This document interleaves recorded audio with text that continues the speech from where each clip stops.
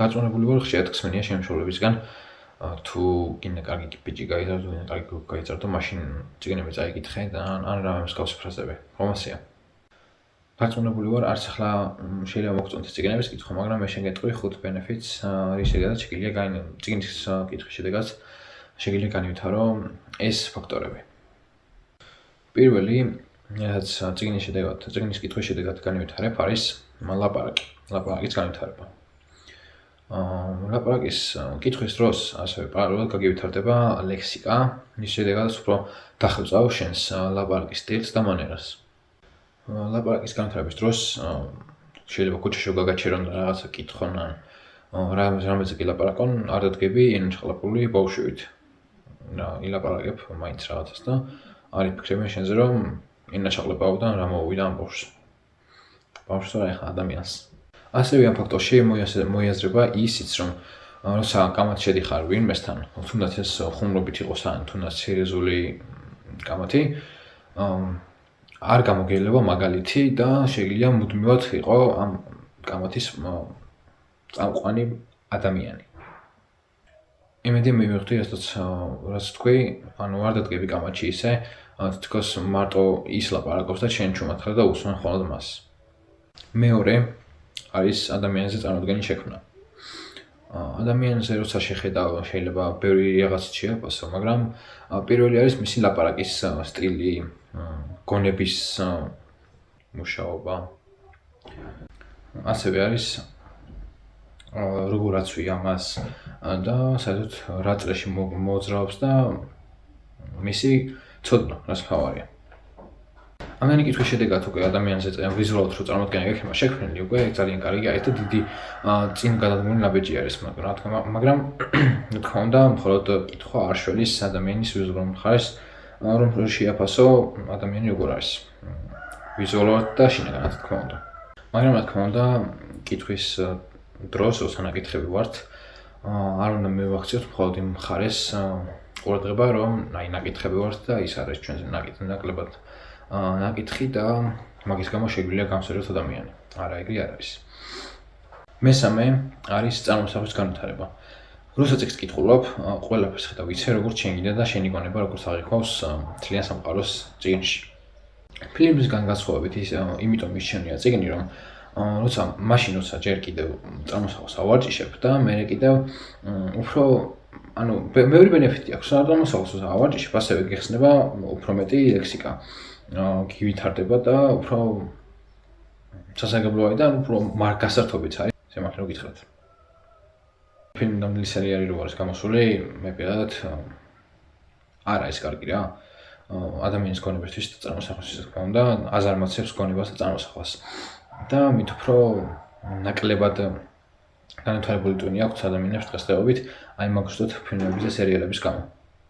ძალიან ბევრი წიგნი მაქვს წაკითხული მას შემდეგ რაც ფილმი ვნახე და პირიქითაც და მინდა გითხრათ რომ ამ შემთხვევაში თუ ფილმი გაქვთ ჯერ ნანახი და შემდეგ წიგნს კითხულობთ, ეგ არ უშავს, მაგრამ როცა წიგნს კითხულობთ და მე ნახულობ ფილმს, უკვე ძალიან კარგი არის იმ მხრივ რომ უკვე ფილმს აღარ გინდა რომ შეეშვი და მხოლოდ წიგნზე გინდა რომ იყო დამოკიდებული.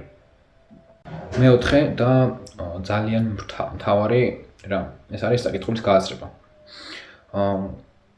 სოციალურ ქსელში ახლა ყველას აქვს წაკითხulis გააზრების პრობლემა და დაწუნებული ვარ ყველას შეხვედრია ისეთი პოსტი, სადაც უწერია სათაურში ფასი და მაინც კომენტარებში კითხულობენ ფასი და ლექსებით ვიფხსოვს აი ესე დაწერილი. ეგ არის სკოლის პრობლემა. სკოლაში კარგად არ სწავლობენ იმის გამო, რომ ჯერ ვერ იაზრებენ ეს კითხულობენ და მე ასწავლობენ და რასაგვარებენ მასწავლებლებს და მე კიდევ ის რომ ნაკლებად ნაკითხები არიან, ეს შემიძლია თამამად თქვა. ეხლა რომ მიხვიდი მაგ ხალხთან და კითხო რომ კითხulis გააზრება არ შეგიძლია შენ, მაგის წერენ ყველა ძალიან ბევრ მაგალითს, რაც შეიძლება გაიმყარონ თავიანთი არგუმენტები და მოსაზრებები, მაგრამ ფაქტის სახელზეა და სოციალური ქსელი ბევრი რაღაცას მაინც სააშკაროზე გამოაქვს რა სოციალურ ქსელს.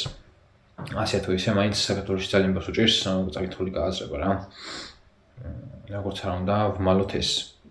დამატებით კიდევ გაგების პრობლემა აქვს ძალიან ბევრს და ეგ ერთ-ერთი ფაქტორია იმისი, რომ ნაკლებად ნაკითხები არიან და ზოგადად საქართველოში არ უყვარს ბევრს წიგნის კითხვა და ზოგადად კითხვა. ხუთე არის ემოციები. ეს ემოციები ისეთი რაღაცა არის, რომ შეიძლება ბევრი წიგნის საკითხვის შემდეგ კარგი ემოცია დაგიტოვოს, ბევრი ემოციის შემდეგ, ბევრი წიგნის საკითხვის შემდეგ ცუდი ემოციები, პირველად ნატირიც მაქვს წიგნზე და ძალიან ბედნიერიც ყოფილი ვარ წიგნი რომ დამთავრებია. ამიტომ ბედნიერი იმ მხრივ რომ ძალიან კარგი წიგნი ყოფილა რა. როცა ეს წიგნს კითხულობდი, ისე მალე წავიკითხე ეს წიგნი რომ გამიკვირდა, ესე მალე რაით მორჩა მეთქი. ცოტა იმით გავცრობილი დავრჩი იმის გამო რომ მალე დავამთავრე, მაგრამ ძალიან კარგი წიგნი იყო. სიმართლე რომ გითხრათ. ასევე დავამატებ იმას, რომ ჩემი საუკეთესო წიგნი არის აგათა კრისტის საფრთხე ენქაუსში.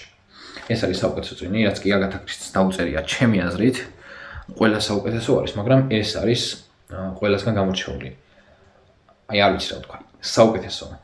ასევე რა თქმა უნდა არის ძალიან ბევრი წიგნი, რომელიც უყვარს ადამიანს კითხვა, მაგრამ ვერ უდებს გულს კონკრეტულ წიგნს. მე პირადად ვარ ეგეთი ადამიანი, ძალიან მიყვარს კითხვა, მაგრამ ვერ უდებ გულს ერთ წიგნს.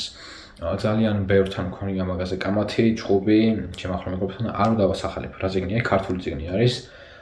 ჩემი ახალ მეგობრები მიხვდებიან რა წიგნზე ვამბობ.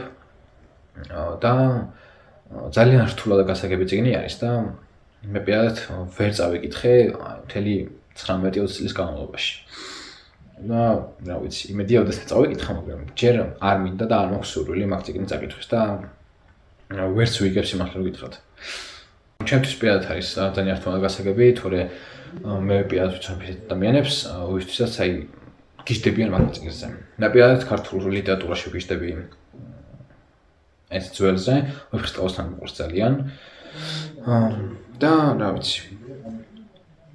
ვეფხისტყაოსთან ქართულიდან და ეს აგათა კრისტის საფრთხე ენქაუსში, აგათა კრისტის ყველაზე კარგი წიგნი არის და ვისაც აგათა კრისტის რომანები გიყვართ და ვისაც არ გაქვთ წაკითხული, დამიჯერეთ, წაიკითხეთ, არ იმნანებთ, თან შეგინთან ის ერკილი პუარო, ყველასთვის საყვარელი გამომძიებელი. ეს მინდა რომ მეთქვა ჩემს საყვარელ წიგნებზე, კითხვის შედეგად გამოწვეულ, ასე ვთქვი, ბენეფიტებზე. ჩვენი დღეისთვის ეს ვიდეო უკვე დასრულს მიახლოვდა. არ დაგავდეთ თავისებურად ჩემი არხი გამოიწეროთ და ლაიქდოთ ეს ვიდეო. კომენტარში დამიწეროთ შემდეგ რაზე გადავიყო ვიდეო, თუ თქმა უნდა ის გნებავთ. ჩათვლით ზარისხილა კი და დაანებოთ ჩემი ვიდეოებს. ავადრობით.